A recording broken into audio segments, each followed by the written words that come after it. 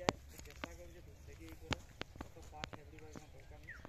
তো যাই হোক আমরা আর বেশি দীর্ঘায়িত করবো না, ভিডিওটা আমরা এখানে শেষ করবো। এরপর এনার কাড়ার মৌসুম কীরকম আছে সেটা আপনার সঙ্গে তুলে ধরবো। তো যেহেতু অভিজিৎ সিং সরকারের কাড়া মানেই চলবে, এখন দেখা যাক কতটা দেখাতে পারে সেটা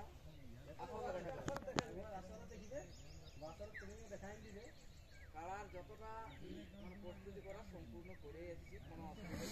কাড়ার কম বলতে পারবো না, যে বল কম আছে যে কাড়াটা খাতা দিয়ে কথা নেই। তো দেখা যাক এবার লড়াইয়ের সময় দেখা যাবে কতটুকু করা যায়। এরপর এনার কাড়ার মৌসুম কি আছে সেটা দেখতে পাবো।